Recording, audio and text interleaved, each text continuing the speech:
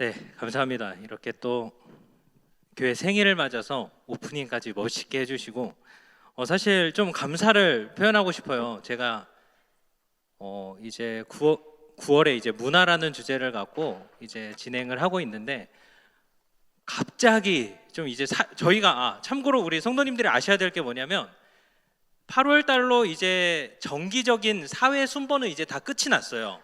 원래는 이제 구역장분들이 돌아가시면서 이렇게 작년에 이제 작년 말이었죠. 4교구부터 해서 이제 1교구까지 다 구역장분들이 이제 한사코 고사하신 분들 빼고는 다 돌아갔거든요. 이제 그래서 비어 있어서 그때 좀 이렇게 사회자를 섭외하는 좀 애로사항이 있어요. 그래서 우리 여기 계신 성도님들 중에 내가 좀 사회를 보고 싶다 하시는 분들은 언제든지 자원해 주시면 감사하겠습니다.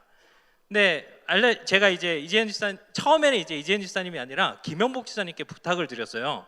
이제 김영복 지사님께 좀 해달라고 이렇게 했는데 이제 김영복 지사님이 이번 주가 미술이라는 주제인데 그래도 전공자가 해야 되지 않겠냐, 이런 디자인이나 또 그렇게 해서 이제 갑작스럽게 이재현 지사님을 추천해 주셔서 이렇게 섭외를 했는데 이재현 지사님한테 이제 말씀을 드리면서 이번 주 오프닝이 없다. 참고로 오프닝도 비어 있습니다. 아무것도 계획된 게 없으니까 오프닝 하실 분들도 언제든지 신청해 주시면 돼요.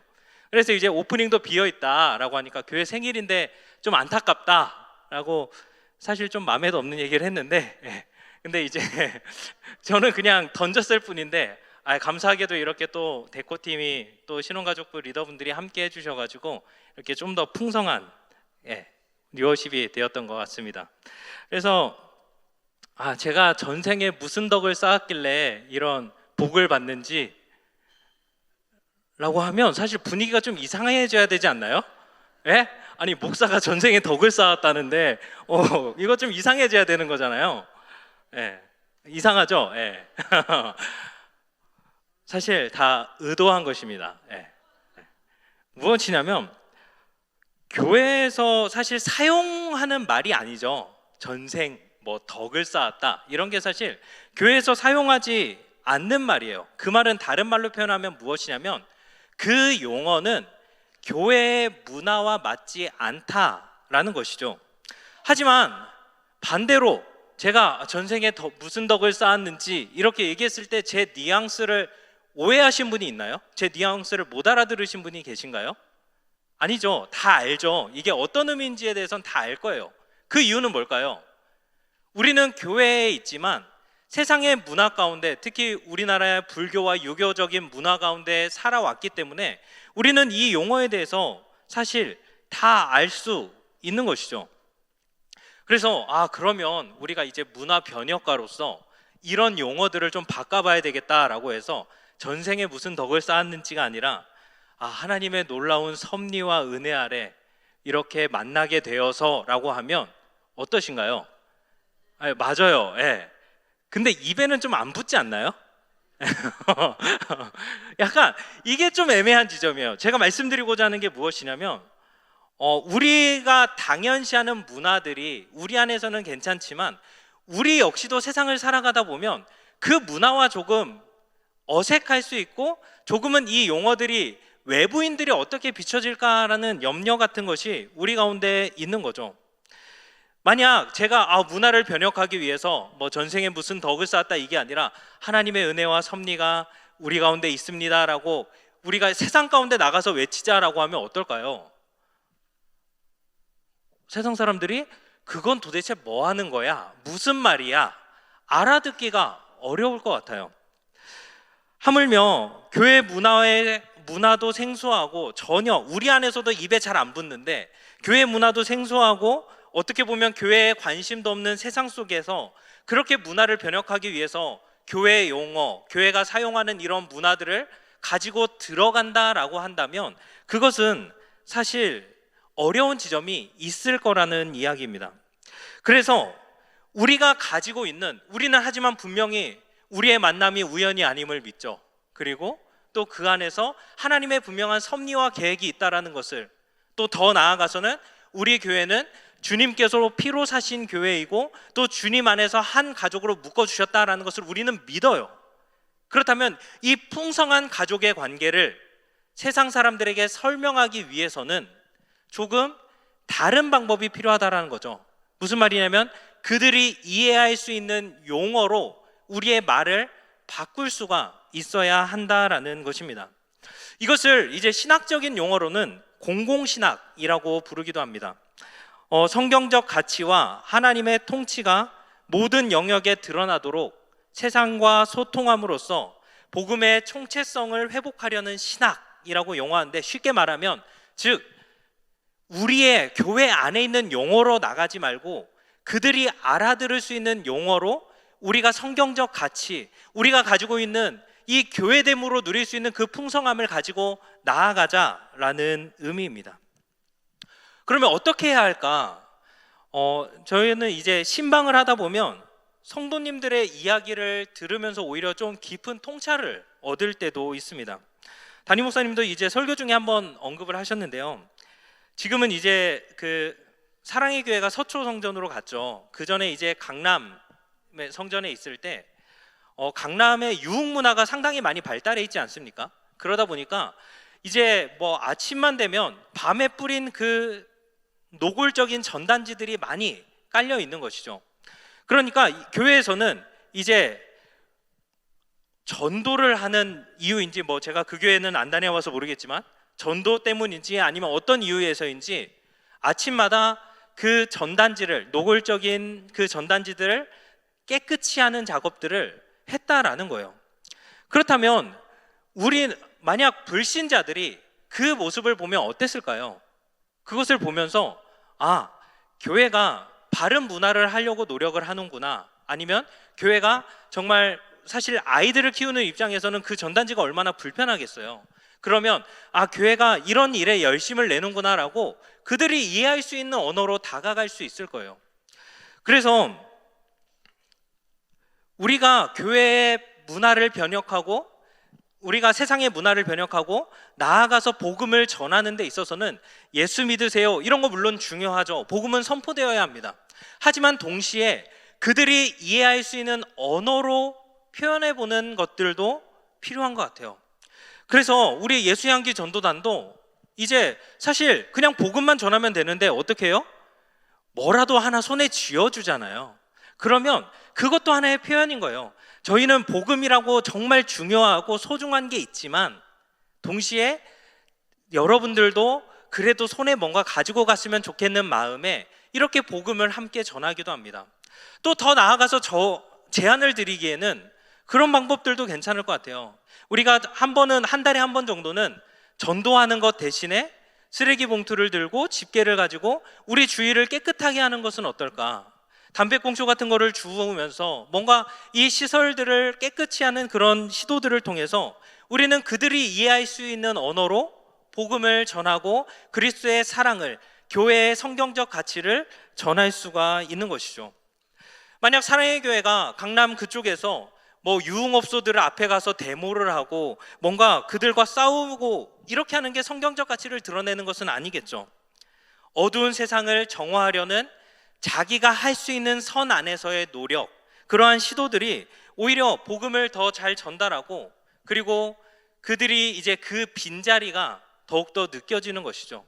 그들이 서초성전으로 갔을 때 뭔가 거기는 더 어둡게 느껴지고 뭔가 정화됐던, 어떻게 보면 복음의 기술을 꽂았던 그 자리에 공백을 느끼는 것처럼 우리 역시도 이 자리에 있으면서 우리가 이 지역사회 가운데 하나님의 선하심을 그들이 이해할 수 있는 용어로 전달할 수 있으면 좋을 것 같아요. 더 나아가서 우리가 이제 익히 아는 인물들이 있죠. 그 테레사 수녀님이 계시잖아요. 그가 마더 테레사로 사실 칭송받을 수 있었던 것은 당시에 이제 문화 가운데 그런 게 있었어요. 홈전 임신과 그로 인한 낙태들의 문제들이 상당히 심각했습니다. 그래서 이제 사람들은 교계에서는 어떻게든 낙태를 법으로 금지하자라고 피켓을 들고 나아가기도 했고, 그렇게 뭔가 그런 음란한 문화들을 척결하려고 하는 시도들이 상당히 많았습니다. 그래서 낙태 반대 서명도 하고 뭔가 순결서약이나 이런 것도 다 그때 이렇게 들어오게 된 거였거든요. 그래서 그런 시도들을 많이 했는데 테레사 수녀는 그렇게 한 것이 아니라 미혼모들을 위한 모임을 만들고 그리고 그들을 위해서 자신의 몸을 내어 던질 정도로 그들과 함께 생활하고 그들의 아픔에 공감할 때 오히려 세상은 테레사 수녀를 통해서 마더 테레사다라고 말을 할 수 있는 것이죠. 우리가 이 세상 가운데 성경적 가치를 드러내기 위해서 어떻게 하는 게 좋을지에 대해서 우리가 조금은 열린 마음으로 다양한 각도로 살펴보았으면 좋겠는데, 오늘은 특별히 고흐의 작품들을 통해서 잠깐 살펴보았으면 좋겠습니다. 사회 때 이재은 집사님이 언급해 주신 것처럼 최고의 예술가는 바로 이 세상을 만드신 하나님이시죠. 가장 위대한 예술가가 만드신 그 예술품이 최고의 뛰어난 걸작품이겠죠. 그렇다면 바로 옆에 있는 분들이 바로 그러한 하나님의 걸작품 아닐까요? 동의 안 하시나요? 네, 너무 무겁게 이제 진도를 나가서 한번 이거에 중독되면 안 되는데, 앞에 서잖아요. 그러면 성도님들의 반응이 다 느껴져요. 근데 설교자가 착각하는지 약간 착각일 수도 있고요, 아닐 수도 있지만 약간 그게 뭐냐면 옆 사람과 인사시키면 분위기가 사르르 녹는 것처럼 느껴져요. 그래서 제가 분위기를 저 혼자라도 땀을 식혀보고 좀 높게 해보겠습니다. 옆 분에게 예술입니다 라고 한번 고백해 볼까요? 예술이에요, 이렇게 한번 고백을 해보시죠. 하나님의 형상으로 지음받은 여러분이 예술인 것처럼 하나님께서 창조하신 이 피조 세계도 예술인 것이죠. 그래서 독일의 실존주의 철학자 하이데거는 좀 되게 특이한 이야기를 했어요. 예술에 대해서 흥미로운 표현을 하는데요, 예술 작품을 뭐라고 표현하냐면 진리가 스스로를 그 속에서 드러내는 존재론적 사건이다 라고 이야기를 했어요. 무슨 말인지 어려우시죠? 원래 철학자들은 어려운 말을 해요. 좀 더 풀어서 설명을 하면, 우리가 생각할 때 뭔가 예술가가 뭔가를 작품을 만들잖아요. 그러면 그 작품은 누가 만든 거예요? 예술가가 만든 거죠. 그런데 그 예술가가 자신의 어떤 경험이나 아니면 자신의 지식이나 어떠한 것들을 가지고 예술품을 만들겠죠. 그런데 오히려 하이데거는 예술가가 깨닫거나 느낀 그 체험적 진리를 넣은 것이 아니라 오히려 진리가 예술가를 이용해서 스스로 드러내 보인 것이다 라고 표현을 했어요. 그래도 어렵죠?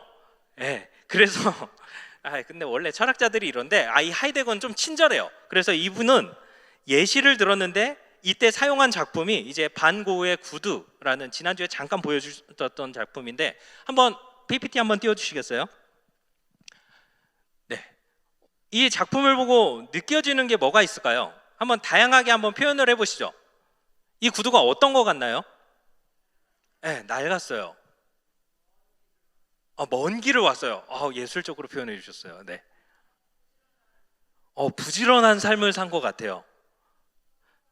어려워요.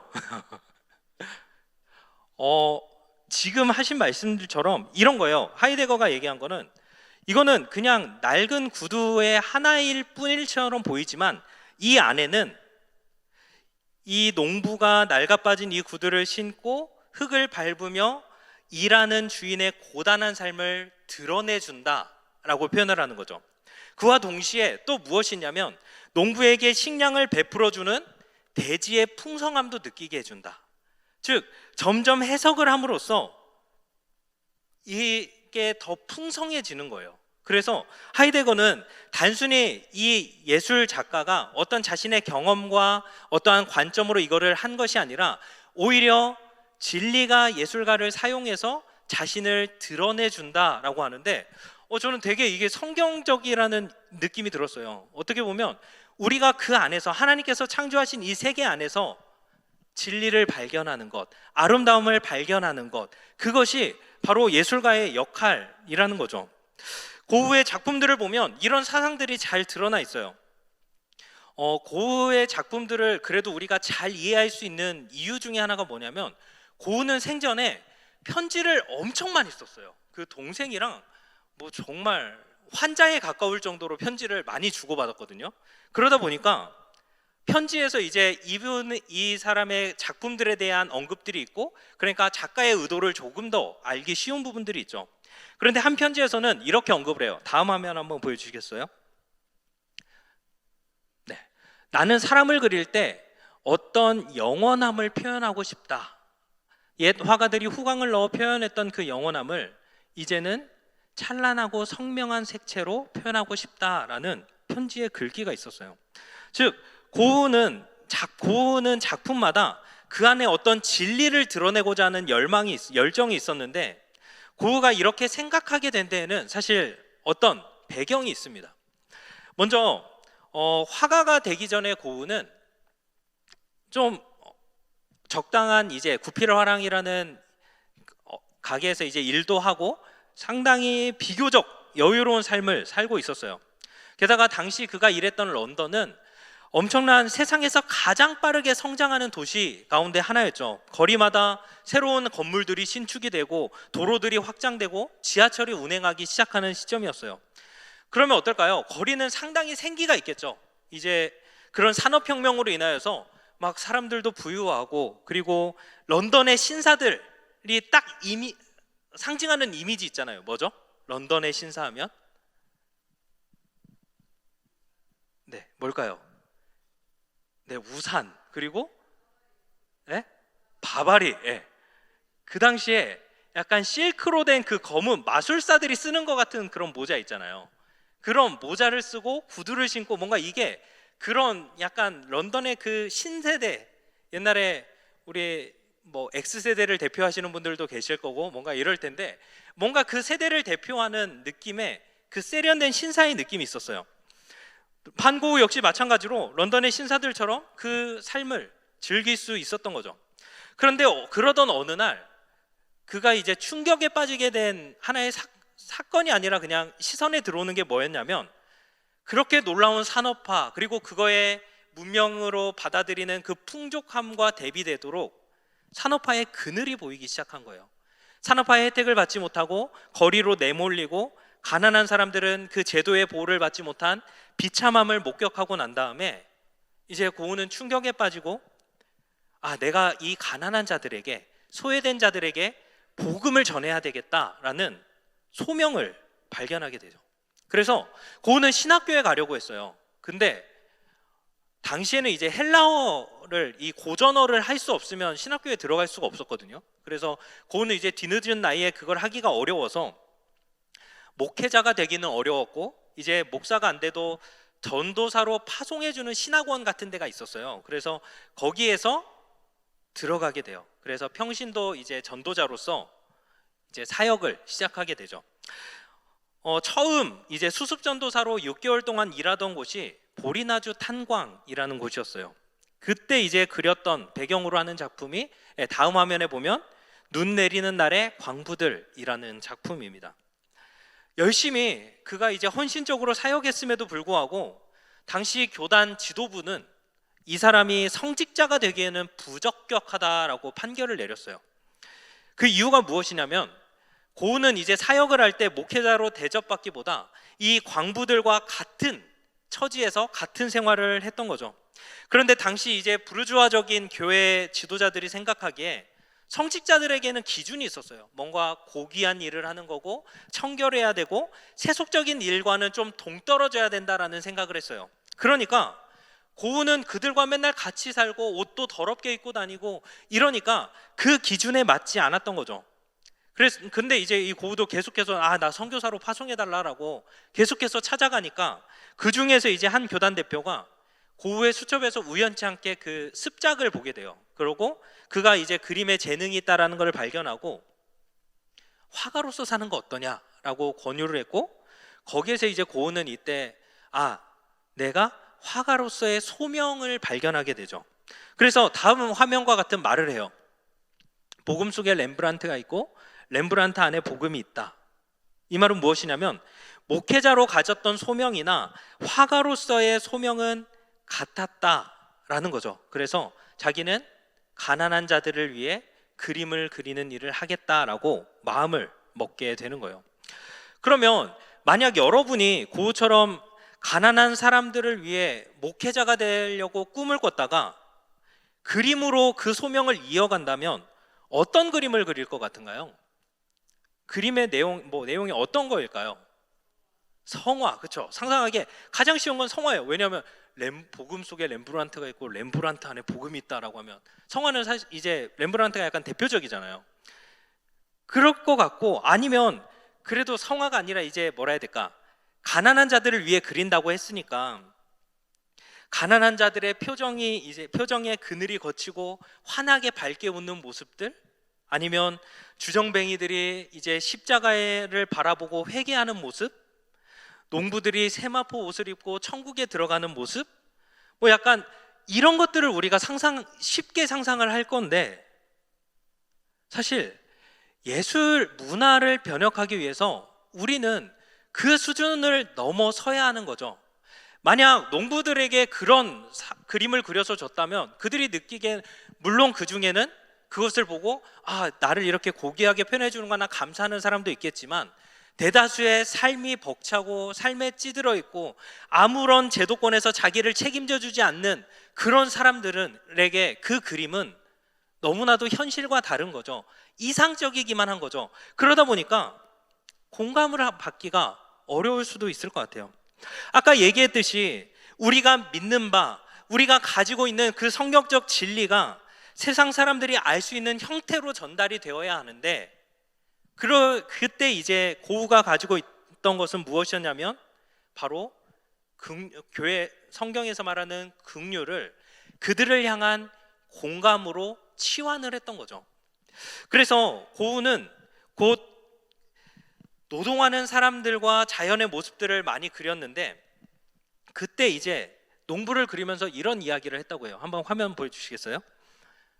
농부를 그릴 때에는 농부 중 한 사람이 되어 그들처럼 느끼면서 생각하면서 그려야 해 라고 이야기를 하면서, 단순히 농부는 그의 작품의 묘사의 대상이었던 것 뿐만이 아니라 함께 울고 웃어야 했던 그런 동료로 간주했던 거죠. 그래서 다음 작품에 보면 이제 농부들의 모습이 어떻게 보면 되게 어두워요. 그리고 표정도 기괴스럽고 옷들도 예뻐 보이지 않고 허름하고 누추하죠. 그런데 이 그림에선 특징이 있습니다. 뭐가 있을까요? 한쪽에 빛이 있어요. 이것을 헬리나 오웬 목사님은 이렇게 표현을 했더라고요. 삶의 가장 더러운 구석에서 빛의 서광을 그려냄으로써 위로를 주었다라고 표현을 했어요. 즉, 반고흐는 이들의 그거를 무시하거나 경시하는 것이 아니라 오히려 누추한 옷을 입은 농부의 모습을 화폭에 담는 이유는 그 부족함 속에 담긴 아름다움을 보여주고 싶었다라고 해요. 그래서 한 편지에는 다음과 같이 썼어요. 한번 다음 화면 넘겨주시겠어요? 숙녀 같은 사람보다는 농부의 딸이 더 아름답다고 생각해. 농부의 딸이 입은 헝겊을 댄 흙 묻은 푸른 웃옷과 치마는 햇빛과 바람에 시달리며 색이 바래 섬세한 분위기를 띠지. 그런 시골 처녀가 숙녀의 옷차림을 하면 그녀 안에 진정한 무언가가 상실된다고 생각해. 농부는 밭에서 일하는 면 옷차림일 때가 주일날 정장을 차려입고 교회에 갈 때보다 더 아름답다고 생각해 라고 이야기를 하며, 그 부족함 속, 어떻게 보면 세상의 관점이 아니라 하나님의 형상으로 지음받은 자들이 하나님께서 맡겨주신 일들을 성실히 감당하는 그 모습 안에서 하나님의 보는 시선을 찾고자 노력을 했던 거죠. 예수님이 가난하고 소외된 자들, 그리고 당시 공동체 안에 들어오지 못했던 이들을 향해서 헌신하셨던 것처럼 반고흐는 이렇게 그림을 통해서 가난한 자들을 섬기고자 했던 거예요. 그래서 이 그림은 그들에게 깊은 공감이 되었고, 또 제도권에서 소외된 사람에게 내미는 사랑의 표현이었던 거죠. 한번 다음 화면을 또 보면 좋을 것 같아요. 슬퍼하는 노인이라는 작품인데, 이제 한 요양소에서 이제 피곤해 지쳐서 몸을 구부리고 있는 한 사람을 이제 관찰하고 그린 그림입니다. 근데 이 그림, 사실 저도 이제 그림에 사실 소양이 없어서 이 그림을 보면서 느껴지는 게 무엇인가요? 어떤 게 느껴지세요? 이 그림을 보면 괴로워 보이고 슬퍼 보이고 힘들어 보이고. 그런데 이 고우가 이 작품을, 이 그림을 설명하는 편지를 동생에게 썼는데 이렇게 이야기를 해요. 한번 다음 화면 보여주시면, 자기 작품 속에 사상을 담는 것이 화가의 의무라고 생각한다. 이 그림에서 나는 밀레가 믿었던 무엇인가 높은 곳에 있는 것을 표현하려 하였다. 즉 하나님의 존재와 영원이 있다는 것을 강력하게 입증해 보려고 하였다. 화동 모퉁이에 조용히 앉아있는 작은 노인을 감명 깊게 표현함으로써 그 노인은 깨닫지 못하겠지만 영원에 가 닿은 것을 분명하게 그려보았다라고 이야기를 합니다. 즉 고흐는 다른 무엇보다도 사람이 가지고 있는 내적 아름다움과 그리고 그들의 세계를 발견하는 일에 집중을 했고요. 또 그런 고뇌와 어려움들, 그런 어떻게 보면 그 어려움 속에 놓인 이들에게도 뭔가 빛이 비쳐서 그 빛의 서광을 그려냄으로써 그들에게 빛이 향하고 있다는 것을 끊임없이 이야기를 하는 것이죠. 그런데 우리가 이해하기에는 저렇게 해서 복음을 이해할 수 있어? 그냥 십자가를 딱 그려놓고 거기에서 빛을 쫙 쏴주면 사실 누구나 다 이해를 하잖아요. 네. 하지만 그렇게 되면 문제는 뭐예요? 그러면 그들이 이해할 수 있는 언어가 아닐 수 있는 것이죠. 우리 안에서는 충분히 그래도 돼요. 우리는 그거를 이해하는 데 익숙하니까. 하지만 아직 하나님을 알지 못하고 자신이 어둠 가운데 놓여 있는지도 모르는 사람들에게 그렇게 빛을 비춰준다 한들, 그렇게 그림으로 분명히 보여준다 한들, 그거는 오히려 그들에게 반감을 살 수도 있는 것이죠. 다음 작품이 저는 좀 더 인상적이었는데요. 아들밤의 카페라는 프로방스 아르레에 있는 카페를 모티브로 한 작품입니다.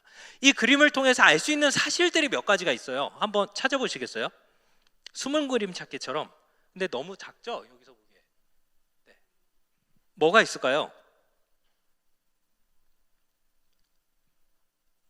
너무 작아서 안 보일 수 있는데 일단 시계가 있습니다.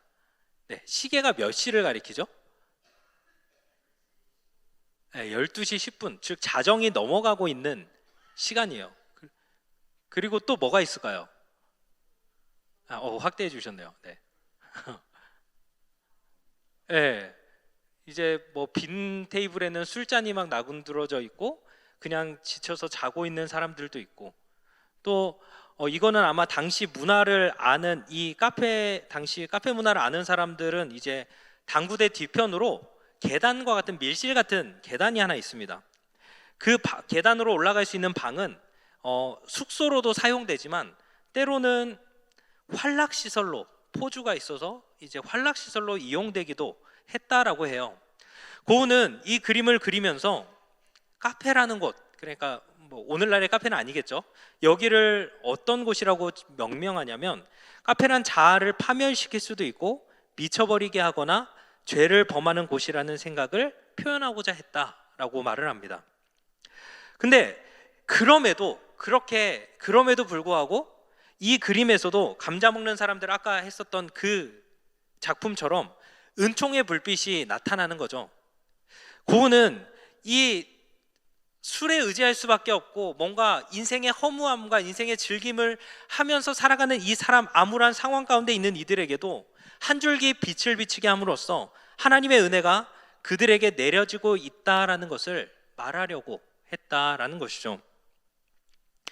사실 이제 고흐는 기독교적인 작품을, 어떤 그런 성경적인 가치를 가지고 있는 작품들을 많이 남겼음에도 불구하고 교회에서 잘 언급되지 않는 신앙인 가운데 한 명입니다. 왜일까요? 자살을 해서. 비단 자살만이 아니라 사실 고흐는 우울증 환자였고 편집증도 있었고 또 여러 가지 자신의 귀를 자르는 기이한 행동들도 했고, 어떻게 보면 교회에서 받아들이기가 쉽지 않은 행동들을 많이 했어요. 그러다 보니까 그 사람이 그린 그림을 영적이라고 보기가 어려운 거죠. 그런데 이제 최근 개혁주의 미학을 연구하는 학자들에 의해서 다시금 평가가 이루어지고 있어요. 왜냐하면 우리가 뭔가 작품들, 특히 그 예민하고 복잡한 삶을 어떻게 보면 남들은, 일반인들은 굳이 집중하지 않고 시선을 두지 않고 망각해버리는 일반인들이 와는 다르게 어떠한 부분을 예민하게 관찰하고 계속해서 들여다보고 뭔가 그렇게 작품 활동을 하는 사람들이 사실 우울증이나 여러 가지 어려움들을 더 겪을 수가 있죠. 그리고 그러한 것들로 인해서 이루어진 기이한 행동들 자체가 하나님을 모른다거나 하나님을 부정했다라고 정죄할 수만은 없는 거죠. 그래서 이제 개혁주의 미학을 하는 칼빈 시어벨트라는 교수들이나 아니면은 이미 오래된 헨리 나우엔이나 이런 분들은 이런 고흐의 작품들에 조금은 집중하면서 다시금 화두에, 기독교인의 예술가로서 화두에 오르고 있습니다. 그래서 제가 제안을 드리고 싶은 지점은 무엇이냐면, 사실 예술 작품이라든지 우리가 문화를 소비할 때 이런 지점들을 우리는 염두를 해둬야 되는 것 같아요. 사실 연예인들 사이에서 하나님께 영광을 돌립니다라고 이야기를 하고 이렇게 딱 어떻게 보면 커밍아웃이죠. 커밍아웃 하는 분들도 있지만 사실 많은 이들은 굳이 이런 교회나 종교적으로 엮이지 않으려고 하는 시도들도 사실 많아요. 왜냐하면 교회가 갖고 있는 기준들로 인해서 그들이 뭔가 다른 행동을 했을 때 정죄하거나 판단하는 경우들이 상당히 많다라는 거죠. 그래서 아까 권사님이 대답을 해주셨듯이 뭔가 이렇게 회심을 해서 미술 작품을 하면 뭐를 그려야 될 것 같아요? 성화를 그려야 될 것 같은 거예요. 그런데 기독교 미술이 사실 대중들에게는 외면을 받고 있어요. 그거는 그 작품의 질 자체가 떨어지기 때문이 아니라 예술의 상당히 큰 부분, 중요한 기능 가운데 하나가 공감인데 전혀 공감을 일으키지 못하고 그 신앙적 계토, 자신들의 신앙적 영역에만 머물러서 확장되어져 가려고 하지 않는다라는 거죠. 물론 우리가 세상의 문화를 적대시하며 교회 안에만 머무르면 안전할지 모르지만 우리가 지난 시간 살펴본 것처럼 세상에 나아가서 세상과 소통하며 문화를 변혁해야 할 사명을 갖고 있는 자로서 우리가 이 안에만 머무른다면 우리는 세상과 소통할 통로가 막힐지도 모르는 거죠. 그렇기 때문에 우리는 종교개혁의 정신처럼 모든 것 속에서 그리스도의 주권을 선포하기 위해 우리는 세상 가운데로 들어가야 하는데, 그러기 위해서는 공감, 그들이 이해할 수 있는 언어로 성경적 가치를 치환하는 작업들이 우리 가운데 필요하다라는 거예요. 그래서 그런데 여기에 이제 예술을 직접적으로 하시는 분들은 많지 않잖아요. 그래서 제가 지금까지 무슨 얘기를 한 건가 싶을 수도 있는데, 이제 여기에서 이제 우리 성도님들에게 조금 적용을 해드리면 한 이야기를 들려드릴게요. 이제 한 미술을 전공한 청년이 있었어요. 근데 그 청년의 이제 작업 내용은 무엇이었냐면 인생의 허무함에 대해서, 뭔가 인생이 그 덧없음에 대해서 그림을 그리는 거죠. 그러다 보면 그림의 내용이 어떨까요? 되게 우울한 거예요. 그냥 보고만 있어도 되게 뭔가 어둡고 칙칙하고 이런 내용들, 이런 작품들이었어요. 그런데 그러다가 정말 놀라운 하나님의 은혜로 영적인 체험을 하게 되죠. 영점을 체험하고 하나님을 만났어요. 하나님을 만나고 교회도 다니고, 그리고 또 화가로서 그림은 계속 작업은 해 나갔던 거죠. 그러다 문득 이런 생각이 드는 거예요. 아니, 하나님을 믿는 사람이 이런 허무함을 내포하는 작업들을 계속해야 하는 것이 과연 맞을까? 라는 의문이 드는 거예요. 게다가 이제 전시를 하게 되잖아요. 작업들을 하면 전시를 하게 되잖아요. 그러면 이제 교회를 다니면 자연스럽게 교회 그 지체들을 그 전시장에 초대하기도 하고 목사님을 초청할 수도 있고요. 그렇게 초청을 해야 하는데 자신의 작품이 보여질 때 이 작품을 보고 어떨까라는 의구심이 드는 거예요. 왜냐하면 흔히 교회에서 문화를 대하는 시선이 뭔가 교회는 크리스천 미술관은 성화를 그려야 될 것 같고, 성화는 아니더라도 좀 밝은 거를 해야 될 것 같고, 이렇게 접근을 하게 되니까 뭔가 두렵다라는 거죠. 그러면서 이제 점점 고민이 깊어진 거예요. 여러분들이라면 어떨 것 같으세요? 우리 교회 안에도 사실 예술 쪽에 종사하는 친구들이 있죠. 미술을 전공하는 친구들도 있고, 또 청년 중에는 이제 젊은이들이 자주 소비하는 문화 콘텐츠인 이제 웹툰, 옛날엔 만화책을 봤다면 요즘에는 핸드폰으로 만화책을 볼 수 있거든요. 그런 웹툰을 만들어서 창작을 해서 이렇게 제공하는 작가들도 있어요. 그렇다면 그들에게 교회는 어떤 방향으로 예술 활동을 하도록 권면할 수 있을까라는 게 사실 저의 고민, 이 강의의 출발점이었어요.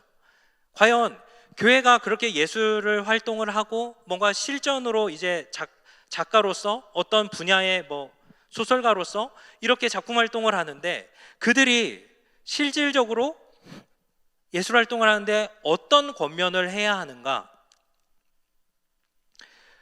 여러분들이라면 어떻게 얘기할 수 있을 것 같으세요? 그렇게 전공하시는 분들에게 신앙은 신앙이고 예술은 예술이고 일은 일이다 라고 할 수도 있겠죠. 그런데 그렇게 접근한다면 사실 이거는 이원론적인 마음이에요. 지난주에 살펴본 것처럼 우리가 벗어나야 되는 영역인 거죠. 종교개혁의 직업 소명설처럼 모든 직업에는 소명이 있다라는 거예요. 우리가 하고 있는 일들에는 분명한 하나님의 소명이 있다라는 거죠. 그러면 이제 이렇게 말씀하시는 분들 계실 거예요. 에이, 목사님 일 안 해보셔서 그렇죠. 직장 생활 해봐요. 어디 제 뜻대로 되나요? 이런 얘기 하실 수 있을 것 같아요. 사실 저도 동의를 해요. 저는 직장 생활까지는 안 해봤지만 장기 아르바이트를 해보면 사실 저를 고용한 회사에게 저는 아무것도 아니거든요. 그런 사람이 가서 회사에 부조리를 고발한다거나 아니면 회사가 올바른 기업 문화를 갖도록 유도한다? 이거는 사실 말도 안 되는 일이죠. 하물며 오늘날 일을 갖는 대다수의 일들, 그리고 현실과 신앙의 괴리 가운데서 우리는 다양한 고민들을 할 수밖에 없을 거예요. 하지만 그렇다고 해서 세상은 어쩔 수 없어 라고 포기해버린다면 그것은 우리가 지난주에 살펴봤던 4번 유형이에요. 그래서 세상과 문화는 역설적이지만 어쩔 수 없다라고 하는 포기하는 거죠. 하지만 우리가 제시하고 우리가 나아가야 될 분명한 방향은 우리는 문화를 변혁해 가야 돼요. 우리는 세상을 변혁해 가야 할 책임과 소명을 가지고 있다는 거죠.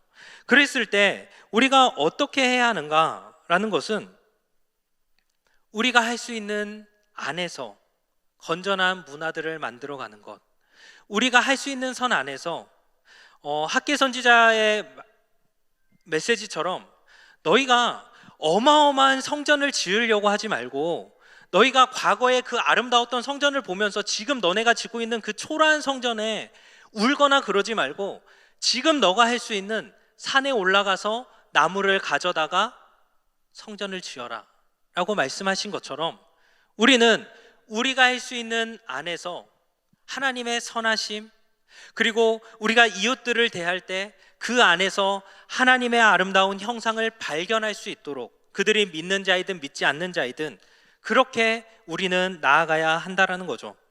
마찬가지로 우리 예술가들이 있다면 그들에게 너희는 기독교적인 것을 무조건 해야 돼, 너희는 성경 십자가를 그려야 되고 뭔가를 해야 돼 라고 이야기하는 것이 아니라 우리가 갖고 있는 성경적 지식과 가치를 일단 먼저는 잘 교육함으로써 그들이 살아가는 삶의 자세, 삶의 방향을 통해서 꼭 그렇게 표현하려고 하지 않더라도 자연스럽게 흘러가게 되고 살아갈 수 있게끔 점점 더 성숙한 그리스도인으로 만드는 것, 그게 바로 우리가 해야 할 역할이라는 거겠죠.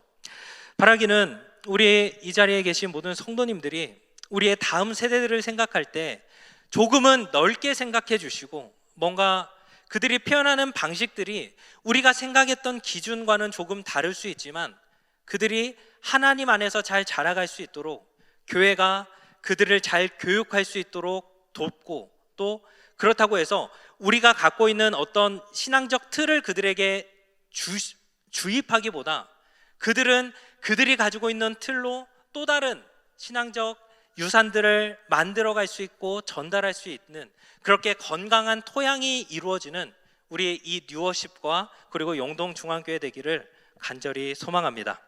네, 이것으로 두 번째 강의를 마치도록 하겠습니다. 그리고 한 가지 광고가 있는데요. 네, 죄송합니다. 네, 지난주에 저에게 문자를 한 분밖에 안 보내주셨어요. 네, 뭐였죠? 네, 끝나자마자 보내주셨거든요. 그래서 되게 감사하다 했는데 그게 처음이자 마지막이었습니다. 네. 이은아, 당신께만. 혹시 아시는 분 계신가요? 네, 아시는 분. 머리 긁으시는 거였네요. 저는 아시는 줄 알고 이렇게 했는데. 네. 여러분들 어떤 곡이든 괜찮고요. 이제는 좀 기한을 정해야 될 것 같아요. 저도 이제 듣고 좀 묵상하고 이런 시간들이 필요해서 화요일까지 저에게 이제 보내주시면 그 대중음악을 가지고 우리가 어떻게 대중음악을 좀 지혜롭게 들을 수 있을지, 또 우리가 어떤 방향성을 가져야 될지에 대해서 함께 고민해보는 시간 가졌으면 좋겠습니다. 네, 감사합니다. 이상입니다.